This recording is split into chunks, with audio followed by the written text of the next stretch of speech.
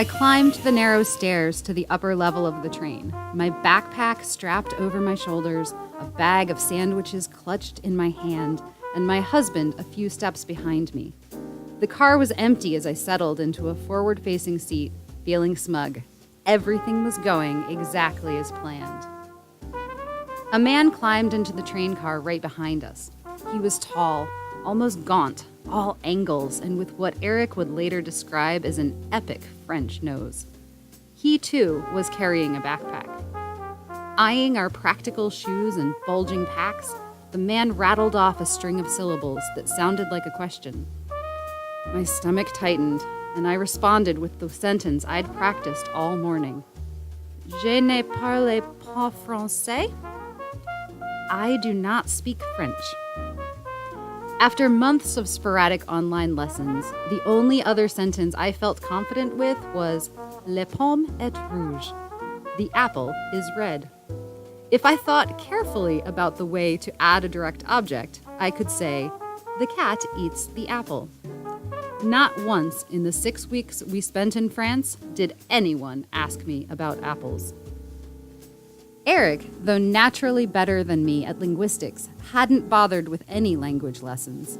He wanted to learn French from the French, he said, which so far meant his vocabulary was limited to what he'd picked up watching a few French movies with English subtitles. Undeterred, our train companion pointed to our bags. Chemin de Saint-Jacques? Well, we were here to walk the way of St. James. He nodded and pointed to himself. Jean-Claude. Well, of course he was. How very French. Jean-Claude, it turned out, knew a little Spanish, as did Eric, and together they pieced out that he was coming from Strasbourg, in northern France, to walk the way. We told him that we were Americans from Seattle. That exhausted our vocabularies. We were smiling mutely at one another, fellow travelers at the beginning of a great adventure, when a woman with a lit cigarette clattered up the metal stairs to our car, trailing smoke and perfume. She said something fast and loud. She looked angry, or maybe concerned. I let the words flow over me, distracted by her cigarette. Could she have that on a train? Jean-Claude, however, was suddenly all attention. He asked her something. She answered, gesturing out the window. He leapt to his feet and paused just long enough to find the words for us. Wrong train! There wasn't time to ask questions, even if I knew how. The train to Le Puy-en-Velay left at 11:10. It was 11:05. We scrambled to collect our backpacks, jackets, the bag of sandwiches, and tumbled out the doors and onto the platform, sprinting for the stairs. We dodged French families, workers, and whoever else stood around a train station in the middle of the day. The three of us ran across the platform, up a different set of stairs, and onto a different platform. The train was still there. We dove through the first open door, into a car crowded with people.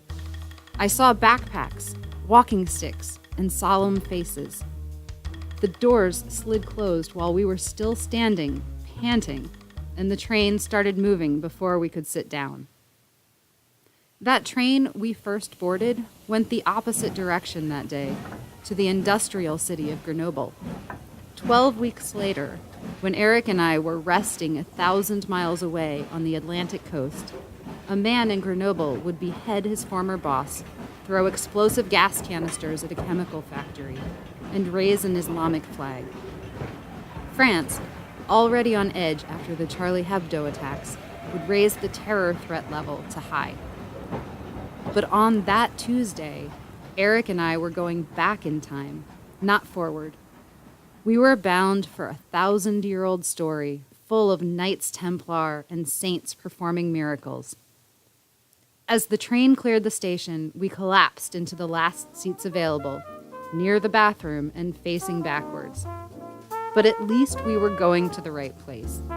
And after this, we'd be on foot. Surely it would be easier on foot. Or maybe not. The pattern of those confusing 10 minutes in the train station would repeat themselves over the next 3 months. I was sure that 4 years of reading every book, researching every item we carried, and soaking in the details of the Camino de Santiago, the Way of St. James, would make me feel prepared. I really like being prepared. But then, practically every day, the Camino threw me something unexpected. The train platform switch, the cow on the wrong side of the fence, the castle on the hill, the sheep that were my miracle, the entire town that closed for rest, the missing woman, the river perfect for swimming, and the people, the many, many people. Somewhere I read that each person who walks the Camino de Santiago experiences it in 3 stages. Regardless of how far they go, what shape they're in, or why they think they're there, the first third of their journey will be a test of the body, the second a test of the mind, and the final third a gift to the soul. 79 days gave us a lot of time for tests and gifts. When we got home, people would ask, "How was your trip?" How does a person answer that? It was beautiful, painful, perspective-changing. It taught me that there are some things I just can't prepare myself for. The only way to really explain it is to share it. So here we go.